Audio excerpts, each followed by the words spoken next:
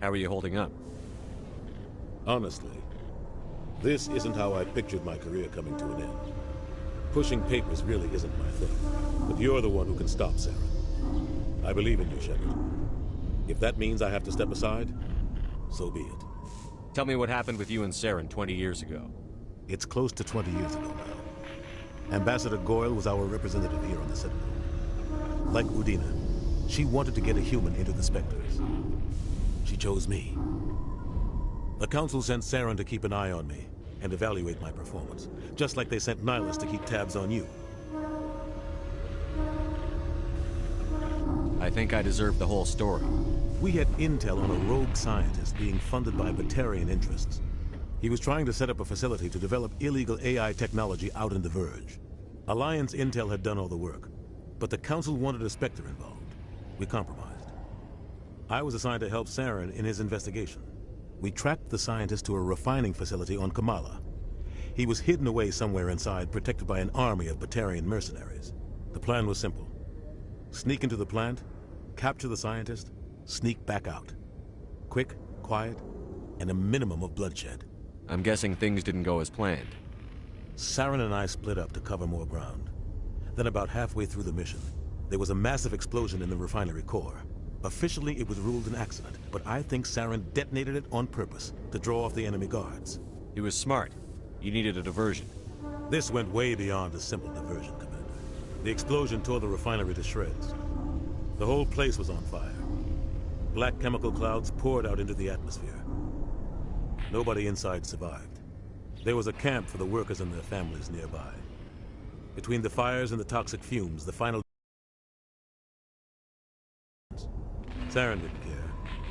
The target was eliminated, mission accomplished, and I ended up taking the blame. That ended all talk of me joining the Spectres. Saren caused the explosion. How'd he pin it on you? In his report, Saren accused me of blowing his cover. He said it was my fault the guards were ready for us. He claimed that's why it turned into a massacre. Saren's report was all the proof the Council needed to kill my chances of becoming a Spectre.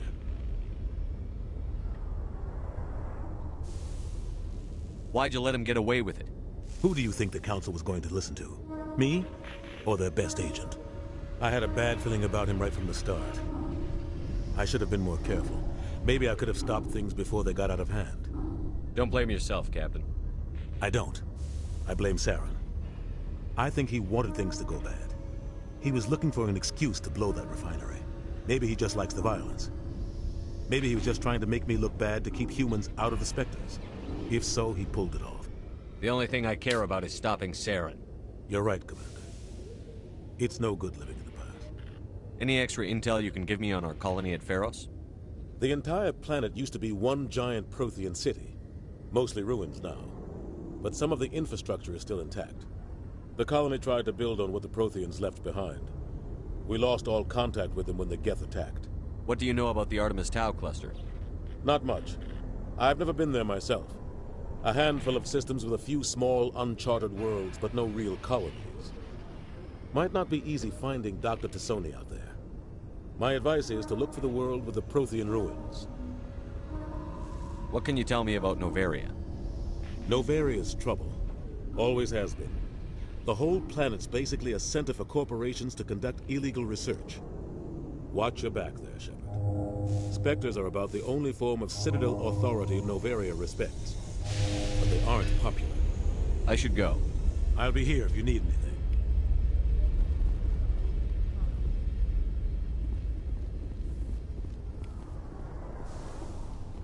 The Normandy combines the best of Alliance technology and Turian engineering. It shows what we're capable of when we're together.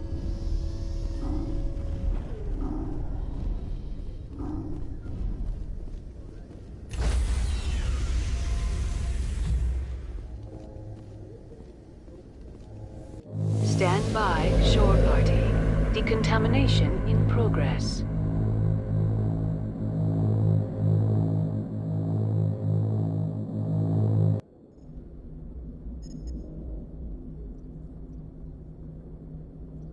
Heard what happened to Captain Anderson. Survives 100 battles and then gets taken down by backroom politics. Just watch your back, Commander. Things go bad on this mission, you're next on their chopping block. Captain Anderson should be the one in charge. It's like I'm stealing the ship from him.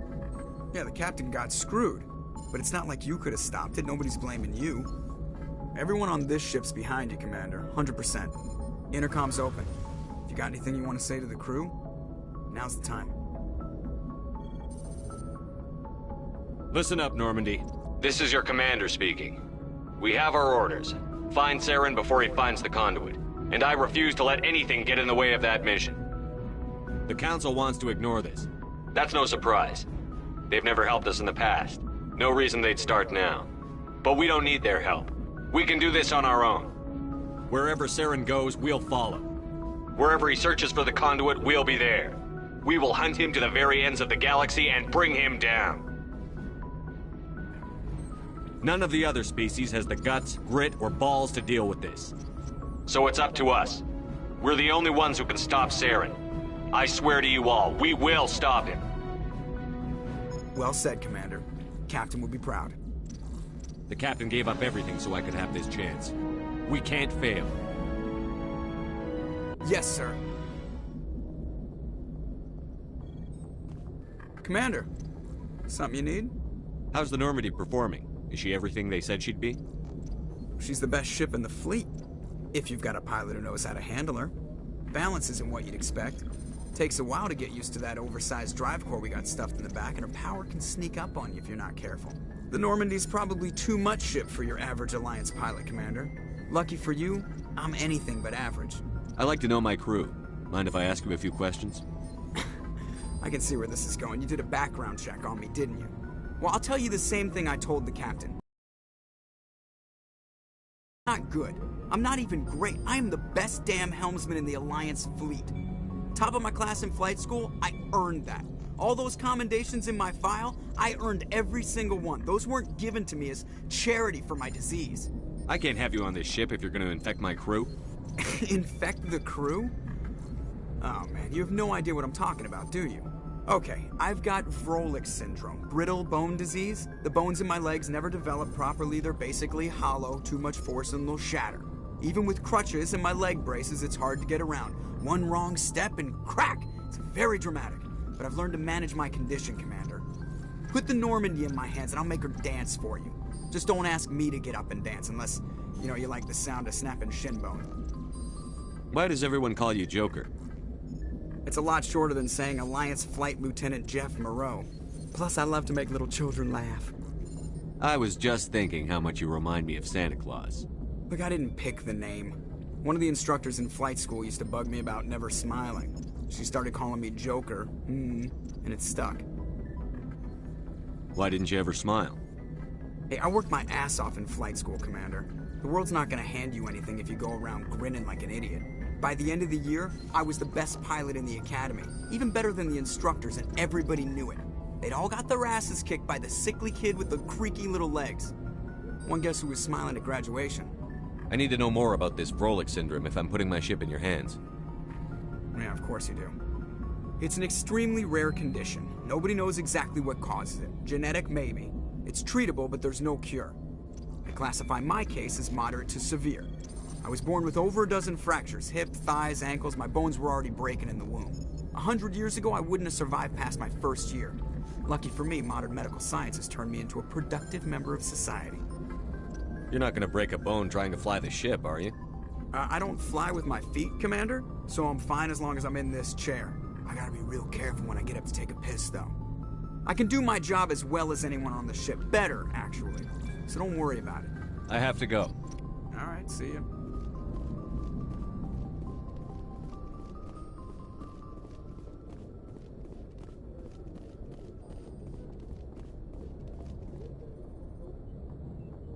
If anyone has to take over for Captain Anderson, I'm glad it's you. I'm not sure about having non-humans on our ship, though. I'm in charge here, Presley. I decide if we have non-humans on this vessel. Yes, sir. Understood, sir. Speak freely, Presley. I want to know if you have a problem with non-humans. It's not that, Commander. Humanity has always handled its own problems. Saren attacked one of our colonies. We should be the ones to stop him. We don't need their help. This is bigger than humanity. Saren's a threat to every species in the galaxy. and I'll welcome anyone who wants to help me bring him down. I guess so. Maybe I'm just stuck in the old ways of thinking. But don't worry, Commander, this won't be a problem. How did you end up assigned to the Normandy? I signed up with the Alliance as a navigator right out of school, following in my grandfather's footsteps, I guess. My first posting was on the Agincourt. We were at Elysium during the Skyllian Blitz. A massive fleet of alien raiders hit the colony, trying to wipe it out. They had the numbers, but their ships were no match for an Alliance frigate. It was a slaughter. We couldn't even keep track of how many ships they lost. How'd you end up on the Normandy? I got my officer's commission after Elysium. Must have made an impression on the right people. Captain asked for me when he was picking his crew. Carry on, Presley. Yes, sir.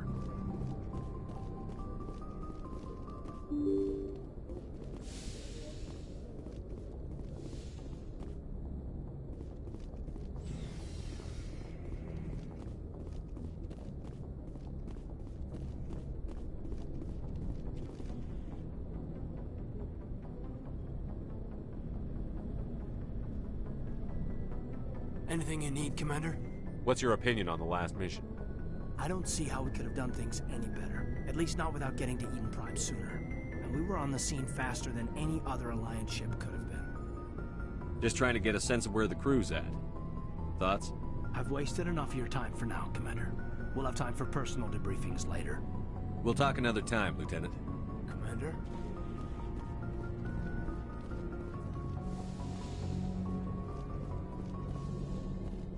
Yes, Commander? Is there something you need?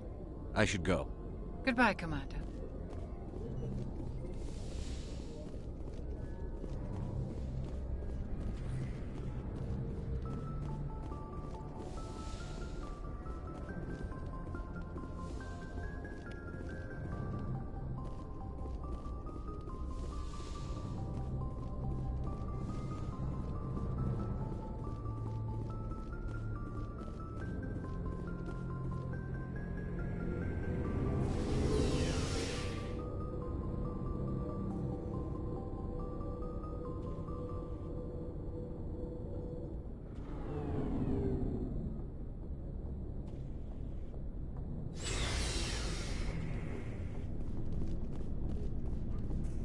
Nice ship you've got, Shepard. What can I do for you? What's your story, Rex? There's no story. Go ask the Quarian if you want stories. You Krogan lived for centuries. Don't tell me you haven't had a few interesting adventures. Well, there was this one time the Turians almost wiped out our entire race. That was fun. They tried the same with us, but we fought them off. It's not the same. It seems pretty much the same to me. So your people were infected with a genetic mutation? An infection that makes only a few in 1,000 children survive birth? And I suppose it's destroying your entire species? I suppose it isn't all the same. I don't expect you to understand, but don't compare humanity's fate with the Krogan. I was just making conversation. I wasn't trying to upset you. Your ignorance doesn't upset me, Shepard. As for the Krogan, I gave up on them long ago. The genophage infected us, but it's not what's killing us. Are your people really dying? We're sure not getting any stronger. We're too spread out. None of us are interested in staying in our own system. Lots of species have left their homes and prospered. But they go to colonize new worlds. We're warriors. We want to fight. So we leave. Hire ourselves out. And most of us never go back. What can you tell me about the genophage? Ask the Solarians if you want details. They made it. All I know, it makes breeding nearly impossible. Thousands die in stillbirth, and most never get that far. Every Krogan is infected, every one.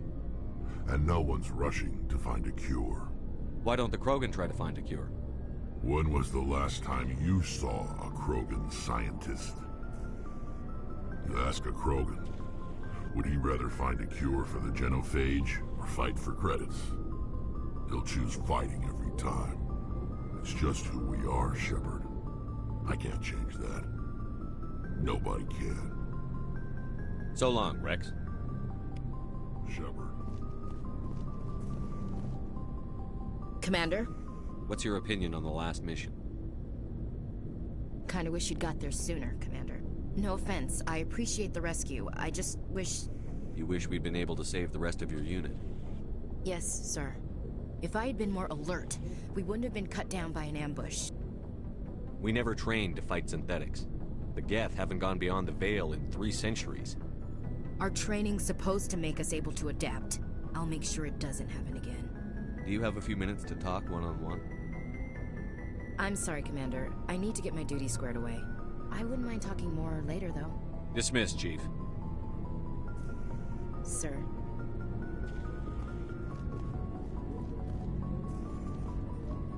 Thanks for bringing me on board, Commander. I knew working with the Spectre would be better than life at C-Sec. Have you worked with a Spectre before? Well, no, but I know what they're like.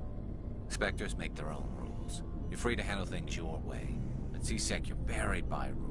The damn bureaucrats are always on your back. Being a Spectre does have its advantages. Exactly my point. If I'm trying to take down a suspect, it shouldn't matter how I do it, as long as I do it. But C-Sec wants it done their way. Protocol and procedure come first. That's why I left. So you just quit because you didn't like the way they do things? There's more to it than that. It didn't start out bad, but as I rose in ranks, I got saddled with more and more red tape. C-Sec's handling of Saren was typical. I just couldn't take it anymore. I hate leaving. You did the right thing. Life's too short to sit around waiting for things to happen. Yeah, you're probably right. Either way, I plan to make the most of this. And without C-Sec headquarters looking over my shoulder, well, maybe I can get the job done my way for a change. As long as you do your job well, you're free to go about your business as you see fit. Thank you, Commander. Hey, Commander. Looking for some extra supplies before you head out? What have you got? Whatever you want. Armor, weapons, mods. It's not standard Alliance issue, but that's not necessarily a bad thing. Well, as long as you don't mind paying for it. Why should I pay you for my weapons and armor? My stuff doesn't come from the Alliance. I have to purchase it myself, and it's not cheap. Hell, the licenses alone have set me back more than I'd like. But no licenses, no goods. Without the goods, I'm out of a job. How often will you get new items? Well, that depends on how many licenses you've purchased. But I'll rotate items on a regular basis regardless. And anytime we land someplace with a big enough port, I'll buy, sell, and trade whatever I can. Check back often. I need to move items quickly, so only the most basic items will be stocked consistently. Let's see what you've got. You bet, Commander.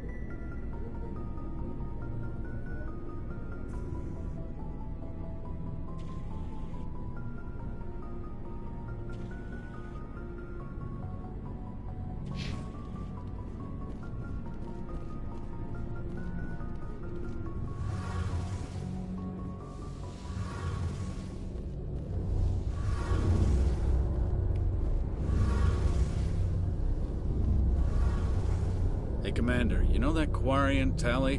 She's been spending all her time down here asking me about our engines. I'll tell her to leave you alone. What? No, she's amazing. I wish my guys were half as smart as she is. Give her a month on board and she'll know more about our engines than I do. She's got a real knack for technology, that one. I can see why you wanted her to come along. I figured she'd be a real asset to the team. You've got an eye for Tali, Commander, but but I'm guessing that's not why you came down here. Fill me in on the IES stealth systems. How does it work exactly? You can't hide a ship out in space. They emit too much heat and radiation. Too easy for sensors to pick them up, unless you find a way to capture those emissions. So our stealth systems trap the energy we give off in storage sinks built into the ship itself. No emissions to give away our location. Eventually the sinks have to be vented. More than a few hours silent running and they overheat.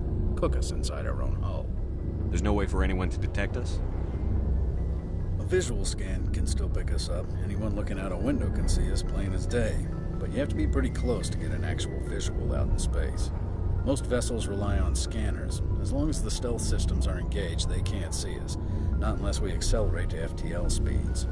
Why doesn't it work with faster-than-light travel? Cranking up to FTL blue shifts our emissions, pushes them into frequencies too high to capture in the sinks. As soon as we make the jump, it's like setting off a flare. Sensors can pick up our location whenever we enter or exit FTL flight, but for short-range missions, our stealth systems are amazing, and we've got the only one. I want to know more about the Normandy. She's the best ship I've ever served on, probably the fastest vessel ever designed. She's the only one using the new Tantalus drive core. What's so special about the Tantalus drive core? Proportionally, it's about twice the size of any other vessel. Not only are we faster, we can run at FTL speeds longer before we have to discharge the core. Where else have you served, Adams? If you name a class of Alliance ship, I've probably served on it. Everything from dreadnoughts and carriers right down to frigates like the Normandy. My last assignment was on the Tokyo, only a cruiser, but she was a good ship. Couldn't hold a candle to the Normandy, though. Carry on, Adams. Aye, aye, Commander. Your ship's amazing, Shepard.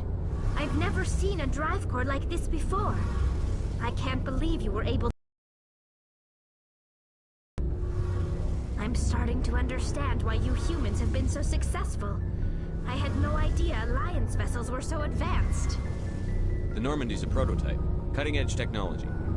A month ago, I was patching a makeshift fuel line into a converted tug ship in the flotilla. Now, I'm sitting on board one of the most advanced vessels in Citadel space. I have to thank you again for bringing me along. Traveling on a vessel like this is a dream come true for me. I had no idea you found ship technology so interesting. It comes with being a Quarian. The migrant fleet is the key to the survival of my people. Ships are our most valuable resource. But we don't have anything like this. We make do with cast-offs and second-hand equipment. We just try to keep them running for as long as we can. Some of the fleet's larger vessels date all the way back to our original flight from the Geth. I can't believe your fleet's still using ships that are 3 centuries old. They're constantly being repaired, modified, and refitted. They aren't pretty, but they work. Mostly. We've tried to make ourselves as independent as possible on the flotilla. Grow our own food, mine, and process our own fuel. But some things we just can't make on our own. A patch to maintain the hull integrity requires raw materials we just don't have. That's why our pilgrimages are so important. Tell me about your people. Our lives aren't easy. Resources are scarce, and we are constantly on the move. Everything we do must in some way contribute to the continuation of the migrant fleet. There are 17 million Quarians in the flotilla, and each of us relies on the others for survival. The bonds among my people are strong. Unfortunately, we have had to surrender many of the freedoms and civil liberties other species take for granted. What kind of freedoms? Well, it's illegal for parents to have more than one child. If our population grows too much, it would strain our resources to their breaking point. Of course, we also can't allow our numbers to become too few. If our population is in decline, the rule against single births is temporarily repealed. In extreme cases of population decline, incentives are even offered to encourage multiple births, though the Conclave hasn't had to take such measures in nearly a century. That's your government? The Conclave is our civilian branch of government. Each ship can elect a representative to serve on the Conclave and make decisions that affect the fleet as a whole. On matters that affect an individual ship, however, the captain has the final say. It's a tradition that dates back to the early days, when the fleet was governed by martial law. Fortunately, most captains nowadays are smart enough to have an elected council from their crew to give them advice and guidance. So the ultimate power rests with elected officials. In practice, the Conclave and the respective council for each ship tend to set the rules that govern our daily lives. But in theory, we are still under military jurisdiction. The 5 top-ranking military officials in the fleet serve on the Admiralty Board. These 5 have the power to overrule any decision by the Conclave in case of emergency. To do so requires unanimous agreement among the Admiralty, and they can only do this once. After that, the entire board must resign their posts. It's a safeguard that served us well. In nearly 3 centuries, the Admiralty Board has only overruled the Conclave 4 times. I want to know more about the Geth. I doubt I can tell you anything you don't already know. It's been almost 3 centuries since they drove my people into exile. All I know is the story of their origins. What they were when we created them, and how they turned on us. Interesting. The Geth were originally created to serve as an automated manual labor force. Initially, their intelligence was as limited as any VI. Over time, we made small modifications to their programming to allow them to perform more varied and complex tasks, bringing them closer and closer to true AI status. How come the Council didn't step in and stop you? This wasn't true AI research. We may have been skirting the bounds of the law, but we never did anything that was actually illegal. The changes were so insignificant, so gradual, that we were able to control them. Or so we thought. But one thing we underestimated was the power of the neural network. 1 million Geth thinking simultaneously created an inherently unstable matrix. So, the Geth share brain power? Many of the Geth's logic systems were designed to work in concert with other nearby Geth. Basically, the more of them you have in a group, the smarter they are. So there's some sort of group consciousness? No, nothing like that. They cannot share sensory data or information. Their programming cannot handle that much simultaneous input. Each Geth maintains an individual awareness and identity. The neural network only operates on a process-based level. It's basically the synthetic equivalent of a subconscious. But when they're in close proximity, they can coordinate low-level functional processes, freeing up more capacity for original or independent thought. That doesn't make any sense. I'm probably oversimplifying. The Geth are incredibly advanced and complex creations. All you need to know is that they get smarter when they gather in large numbers.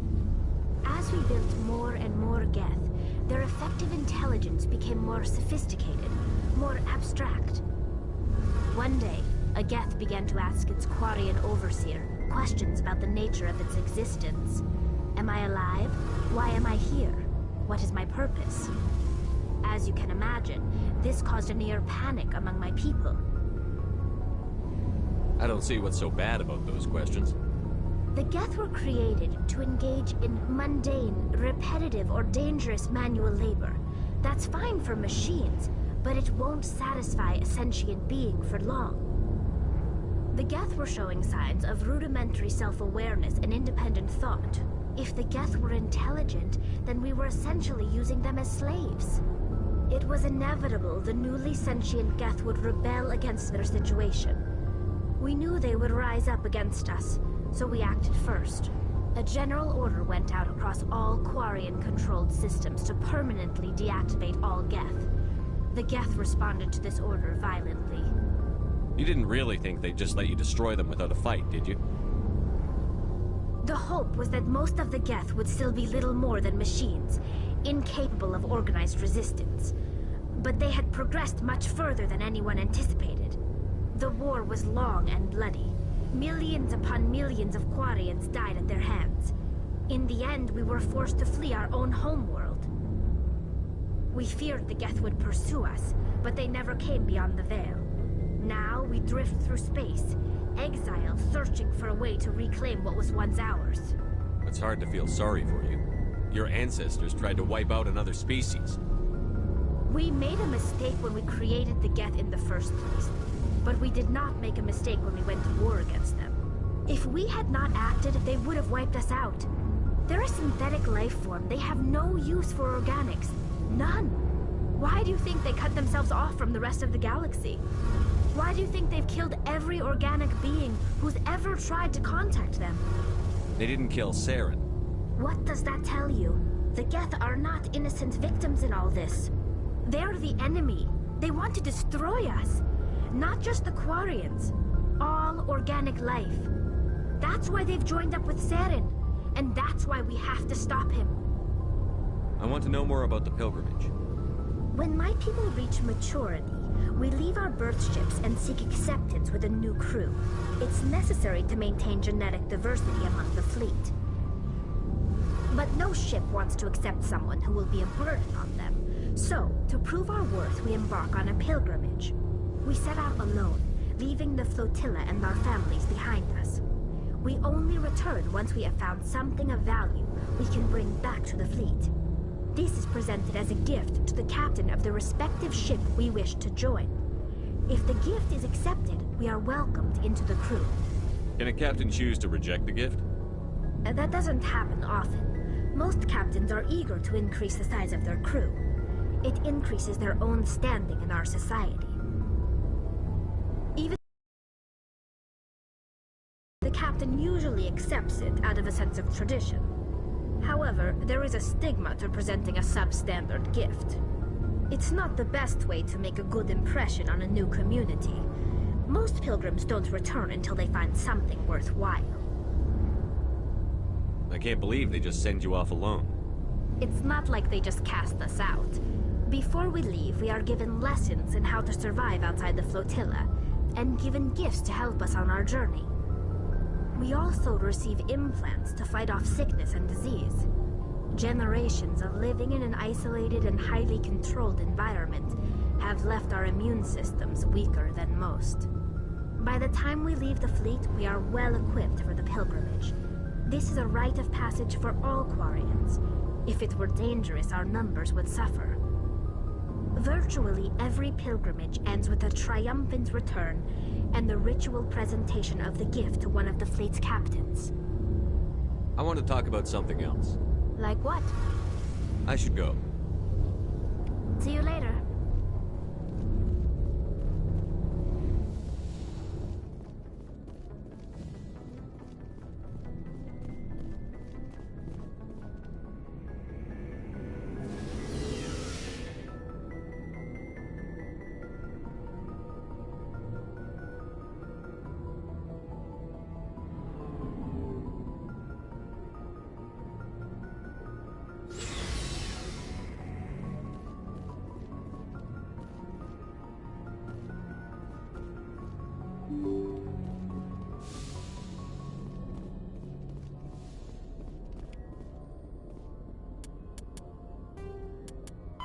You?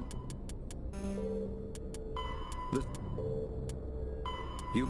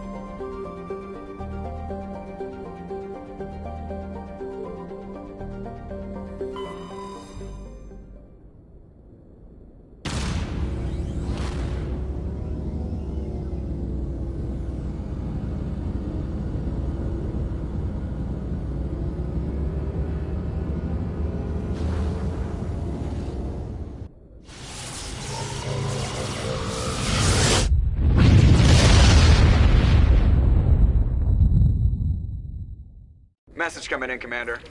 Big surprise, the Alliance needs you again. Shepard, this is Admiral Hackett with Alliance Command. We've got a mission for you. Major Kyle, your commanding officer at Torfin, has set up a small compound in the Hulking Ida cluster. He's attracted a number of biotic followers. He's become an outspoken critic of the Alliance, and we believe he's mentally unstable. This could be trouble, Shepard. What kind of proof do you have that the Major is dangerous? 3 days ago, we sent 2 Alliance representatives to meet with him at his compound. They've disappeared. We believe Kyle and his followers killed them. That compound is a cult, Shepard. They call him Father Kyle now. He set himself up as some kind of religious leader.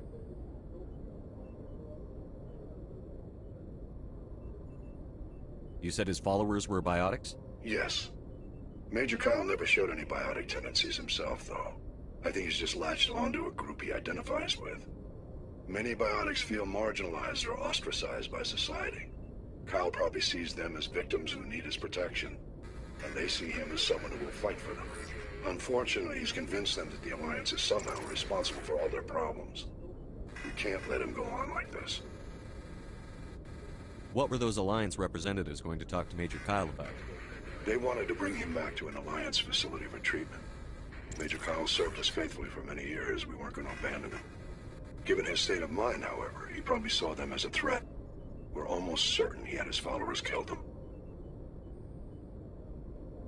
What else can you tell me about Major Kyle? He's not the same man you served under. He feels responsible for the Alliance soldiers who died at Torfin. His psych evaluations showed he couldn't handle the stress of command anymore. He was given an honorable discharge in early retirement. We'd hoped he would get better in time, but we underestimated how far gone he was. Now it looks like it's too late.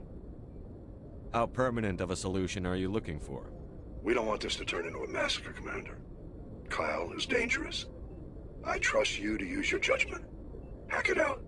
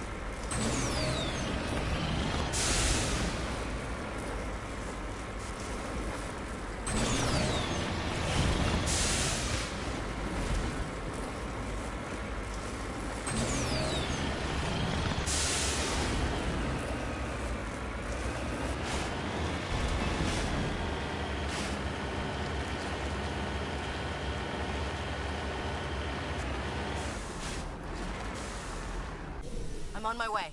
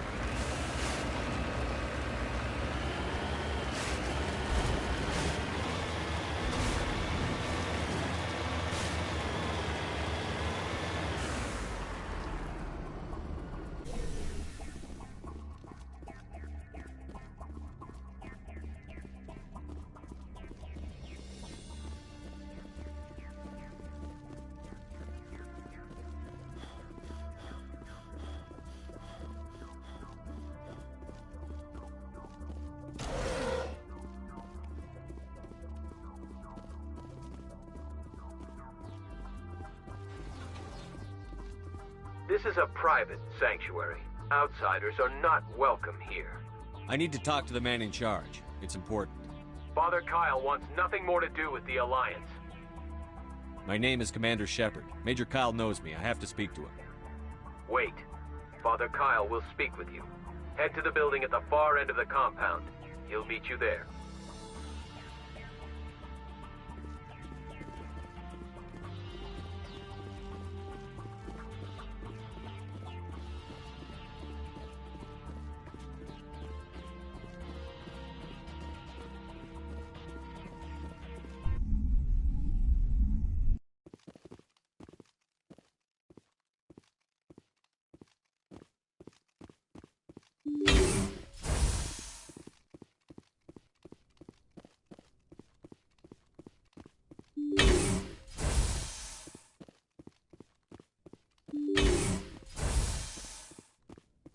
Biotics can feel safe here.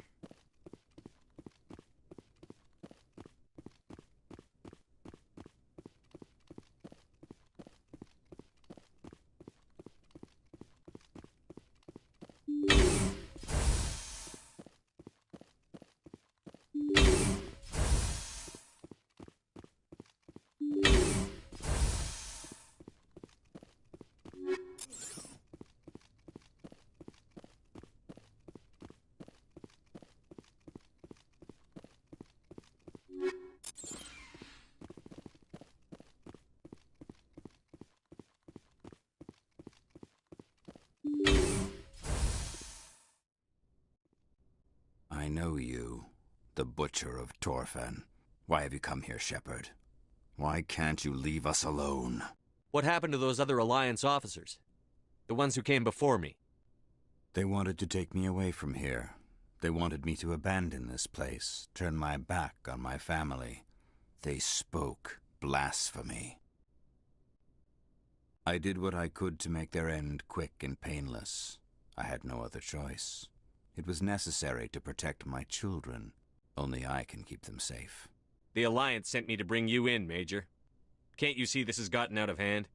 Don't you understand you're endangering your followers? I respect that you have come under a banner of peace, but I cannot do as you ask.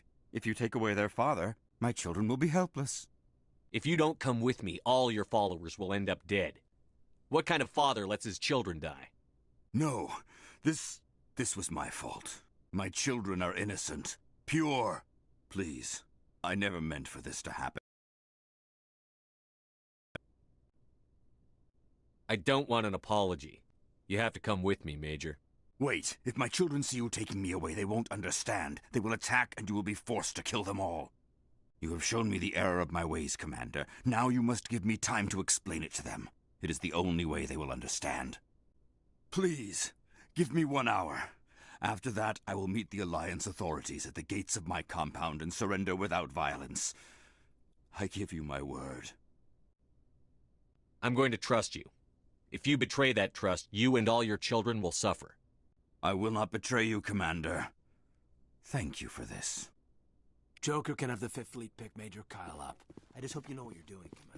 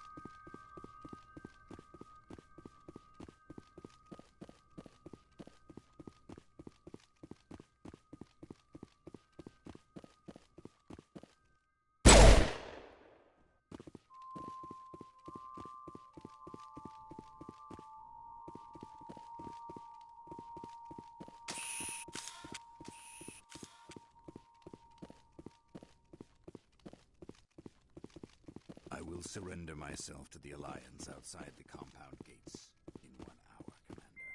I give you my word. Joker can have the Fifth Fleet pick Major Kyle up. I just hope you know what you're doing, Commander.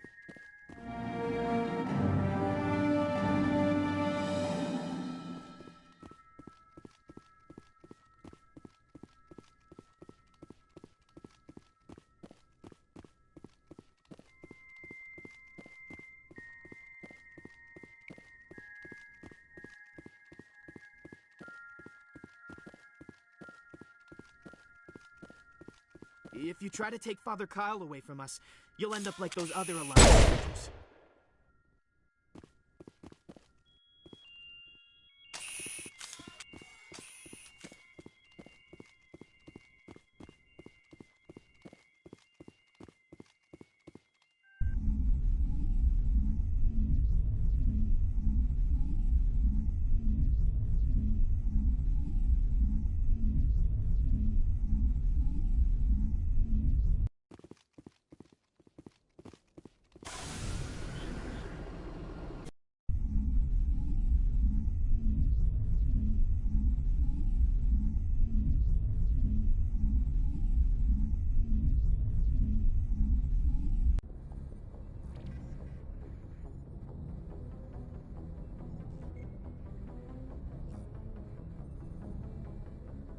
Message coming in. Patching it through. Admiral Hackett here, Commander. Your helmsman just forwarded your report on Major Kyle. We sent in a team as you instructed. Kyle's followers have disbanded, and the Major surrendered to us without incident. We'll make sure he gets the help he needs. To be honest, Shepard, I thought this thing was going to end in a bloodbath. I don't know how you did it, but you saved a lot of lives. Congratulations.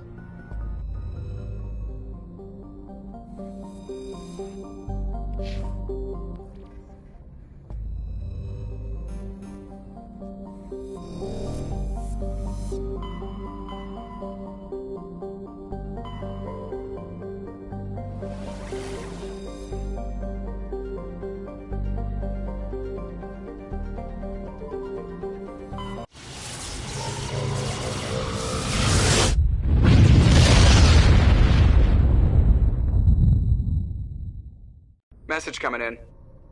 Patching it through. I've received some troubling information, Commander. We need your help. Someone is killing former Alliance scientists. There have been 4 deaths in the past month. Former scientists? Sounds like someone has a project they'd like to keep secret. All 4 scientists worked on a classified project on Akuz.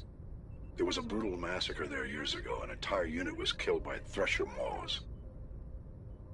It was classified as a natural hazard, but the project dates coincide with the attacks. You think these scientists had something to do with the attack? I'm not certain what I think, but it's worth investigating.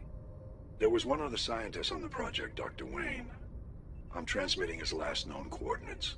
Good luck. Fifth Fleet out.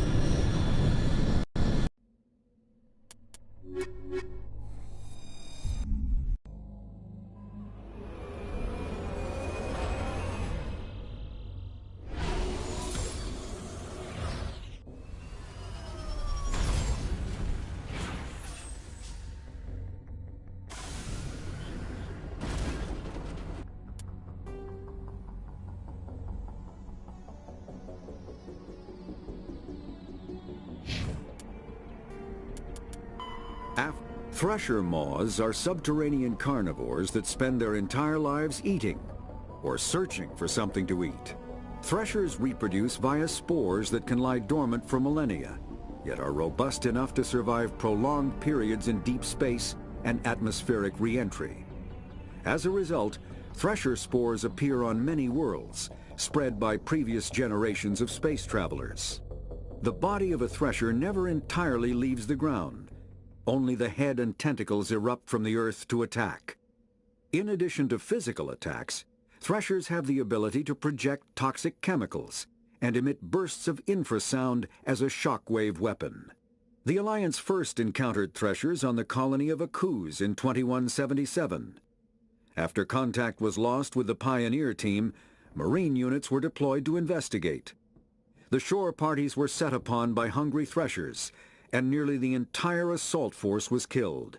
Alliance forces recommend engaging threshers with vehicle-mounted heavy weapons.